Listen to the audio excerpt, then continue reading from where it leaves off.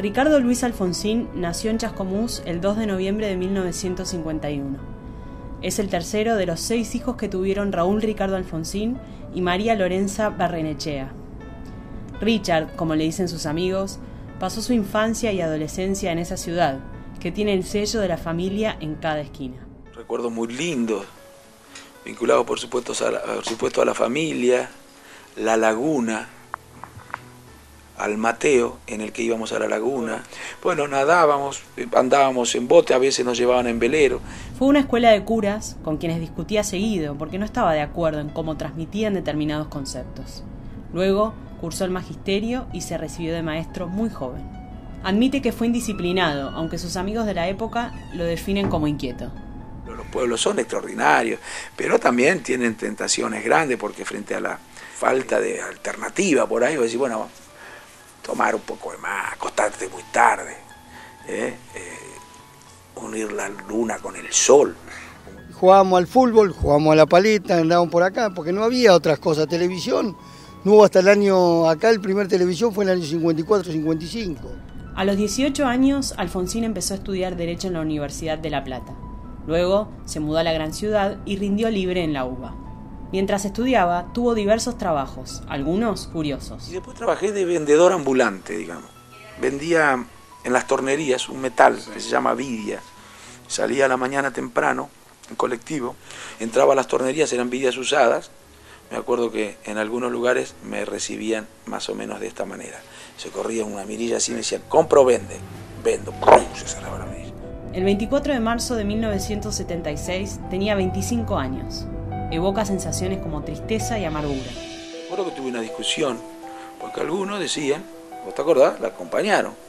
Y tuve una discusión, una pelea fea, ¿no? La historia nos dio la razón. Fue docente de educación cívica en Chascomús. No seguía el programa, sino que enseñaba leyendo los diarios. Porque era medio esquizofrénico. Nosotros íbamos a seguir el programa y hablaba de la Constitución, de la división de los poderes, y nada de eso existía. Entonces yo les explicaba la realidad. Rubén Ezeiza, amigo desde hace 3 décadas, recuerda anécdotas de militancia y revela detalles desconocidos del dirigente. Ricardo era de esos tipos que tienen poesía. Escribe poesías, por ejemplo, y escribe muy bien y con una rapidez enorme. Mientras el padre se bañaba, le hacía recitar a Unamuno de la puerta del baño, pero recitar a Unamuno de memoria. Y de militancia tenemos toda una trayectoria juntos en la militancia. Realmente siempre caminando, andando, recorriendo pueblos. Andábamos con un auto de él que, por supuesto, que arrancaba cuando tenía ganas. Y cuando no arrancaba, teníamos siempre que empujar. Por supuesto, quien era el tipo dispuesto a empujar era él. A los 31 se casó. Según él, para la época era grandecito. Con su mujer, Cecilia Ploruti, tuvo 4 hijos. La menor murió en un accidente en 2004.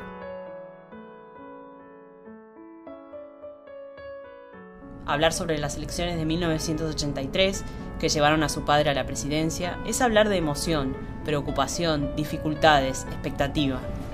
Un símbolo de cómo la viví fue mi actitud el día que ganamos la elección.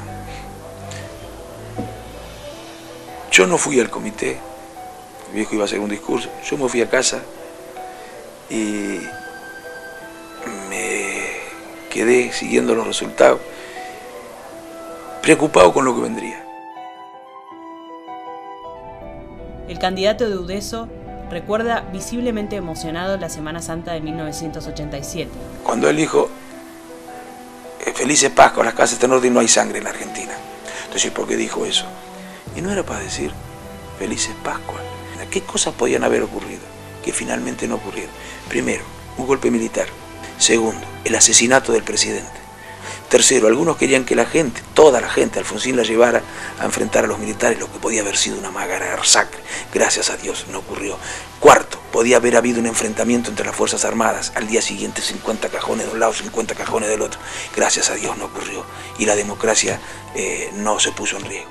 Amenaza, y eso había todos los días. Levantabas el teléfono y en todas las reparticiones del Estado, me acuerdo que había un funcionario amigo que decía, no señor, amenaza, tiene que llamar desde las 17 a las 19. Como hijo de un presidente, Ricardo vivió varios años en la residencia de Olivos. Muy aburrido. A mí me gustaba más ir a Chascomús.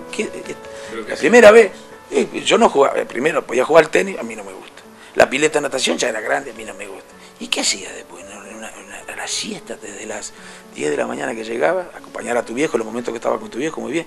Después hasta el domingo, para acompañar a tu viejo, cerrado. Había una actitud doble frente a la política. Por el papá, propia de un político, como una actividad muy noble. Y mi madre, que se quejaba, pobre. Pero se quejaba porque decía que la política sacrificaba a la familia. Mientras papá era lo que era dentro del partido en Argentina, en particular en la década del 80, ninguno quiso, ser candidato a nada, por ejemplo, ni cumplir ni ser funcionario ni nada del gobierno. Allá por el 98, yo empecé a sentir que con el menemismo, que la sociedad se despolitizaba, que se estaba produciendo lo que después podríamos conocer con el nombre de la crisis de la política, la distancia de la sociedad con la política, que después se profundizó.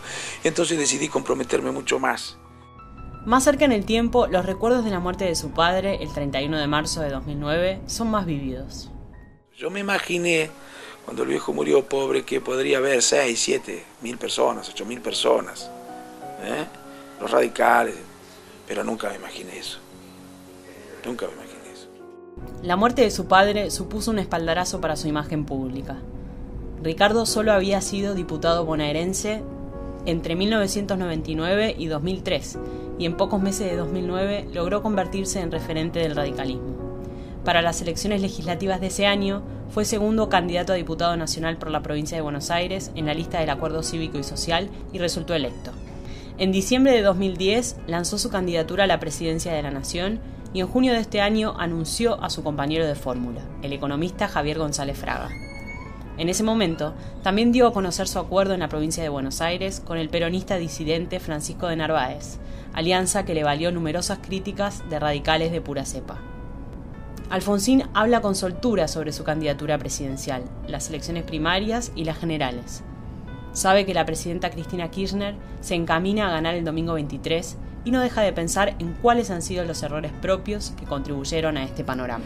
Una gran responsabilidad frente al país, mi partido, sabiendo que asumía además una tarea muy difícil, porque no era difícil después del 14 solo, antes del 14 era difícil, antes, que nadie pretenda hacernos creer que se dio cuenta que era difícil después del 14. Pensé que íbamos a sacar más diferencias respecto al segundo y menos diferencias respecto del primero. ¿Sí? Bueno, habría que ver. Sigo pensando y todos los días encuentro una razón nueva para explicar ese resultado.